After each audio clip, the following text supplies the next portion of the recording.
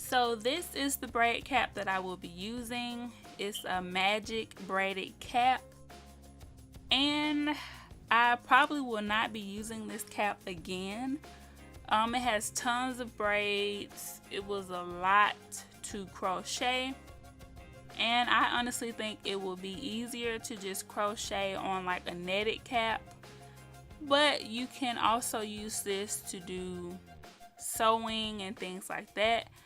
So I might try it again to make a wig to, you know, sew tracks along the braids and things like that.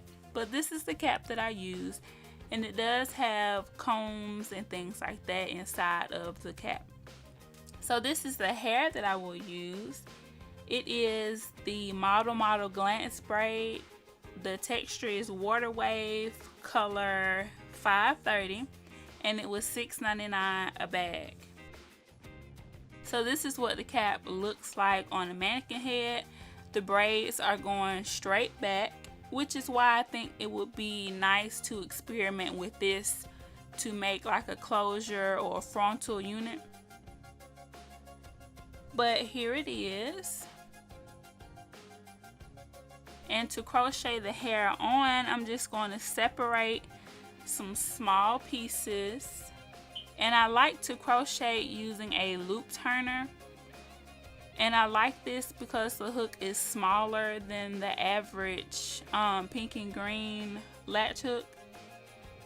And with this cap, you do not want to go up under the braid. You're going to have to go through one of the little chains of the braid. When you try to go up under the braid, the way that they have it sewed to the cap, you can't really get up under the braid. So here I'm just going to go through one of the chains of the braid and pull it back, and I'm going to loop it about 4 to 5 times, and you can turn the loop 180 degrees, or you can turn it 360 degrees. The more you twist it, the more it'll kind of lock in that knot. So you can decide how you want to do that. I'm going to do one more piece for you all, and then I'm going to show you a clip of my progress. And if you like my nails, be sure to check out some of my nail tutorials. These nails are Betty Boop nails, so make sure you check that video out. But here you can see I'm going up under one of the chains. I call them the chains of the braid. And I'm going to loop it through, twist, loop it through, twist all the way around 360 degrees, twist, that was 180 degrees, and then pull it through like that.